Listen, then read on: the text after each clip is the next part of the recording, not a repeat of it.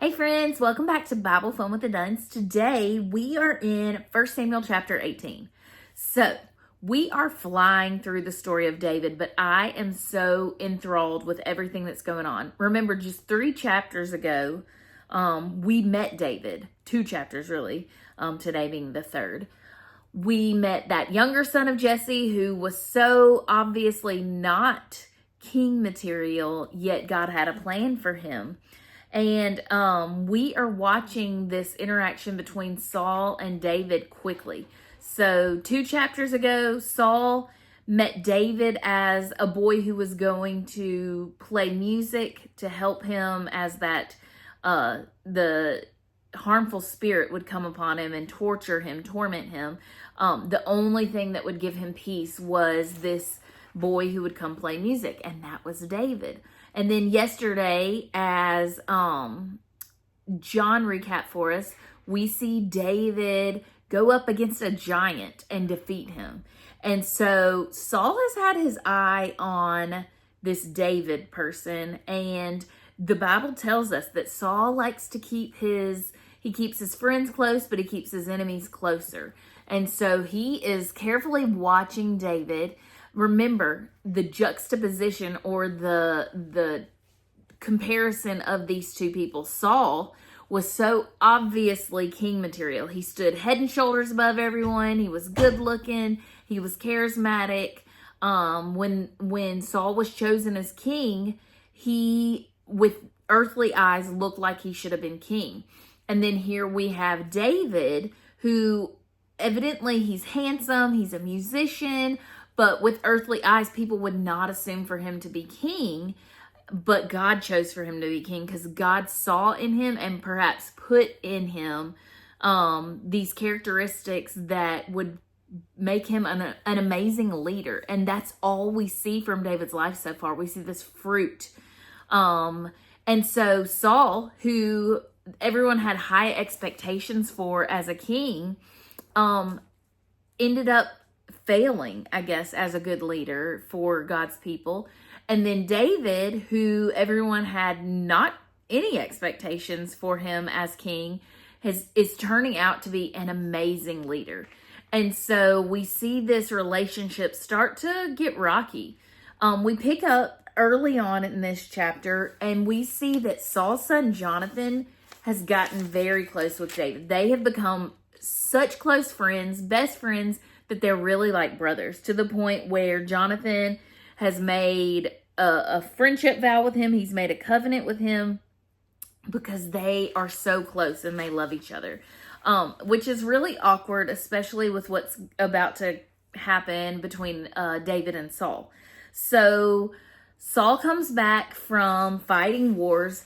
No, not Saul. David comes back from fighting wars. Saul has put David in charge of these armies and these battles because Saul also sees, like, okay, I didn't have high expectations for him, but he is flourishing. He is favored. Whatever David puts his hand to, it is blessed and it flourishes.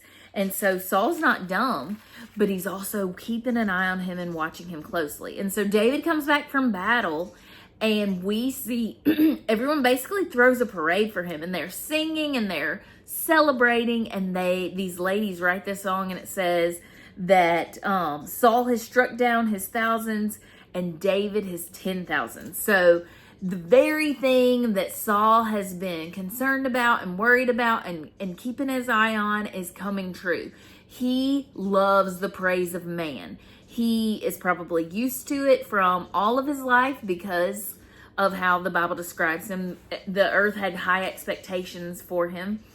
And as soon as that as soon as that changes and it's not going his way anymore, he has a problem. As soon as he's not getting the most praise and they have another favorite person, he has a problem. And so he continues to watch David and keep his eye on him. And he starts trying to control and to manipulate. And so he thinks, ooh, if I have David marry one of my daughters, I can keep a thumb on him. I can also send him to war and put his life at risk. Maybe they'll just kill him and then my problem will be gone. I think Saul also very much realizes that the hand of God is removed from him, and he sees the evidence of what God is doing all over David's life. And so my takeaway from this is, I guess this is a great cautionary tale of what sin can do in our lives. Saul, I think, started out good. He started out wanting to lead well and wanting to lead God's people and wanting to be faithful and obedient to God. But we watch Saul, and I don't know, maybe that pride or that desire for man's praise, that lack of humility, maybe that becomes a foothold in his life. I know it is here in this chapter today, but maybe that crept in early on. And we start seeing his heart harden. We start seeing disobedience in his life. And so Saul didn't wake up one day and say, I'm going to kill this man. I'm going to be a murderer. No. Instead, small decisions. It's that Casting Crowns song about how sin is a slow fade. No one just turns around and commits a huge, horrible act of crime and sin overnight. Instead, it's much sneakier than that. The enemy is much sneakier than that. And he tricks us by thinking these little bitty decisions or these little bitty sins, what we would call, not that big a deal. He's allowing that to creep into our life, to harden our heart, to put layer and layer of ice over our heart. And then the next thing we know, we are far from God. The next thing we know, we are committing heinous acts such as attempted murder. That's what we see here in Saul's life. And so this is a good cautionary tale. We see it in Saul's life, but also, spoiler or foreshadowing, we're going to see it in the life of this hero of David too. And so no one is exempt from temptation. No one is exempt from these acts of sin. And so it's a good, important reminder today that we need to keep tabs on our own heart. This is why we read each day. This is why we cling to God each day. We want to stay close to Him, to thaw our hearts, to keep our hearts soft and pliable to whatever God wants to do in our lives.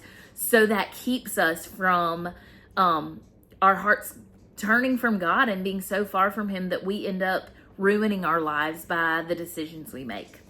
All right, friends, I'll see you guys tomorrow for chapter 19. Bye.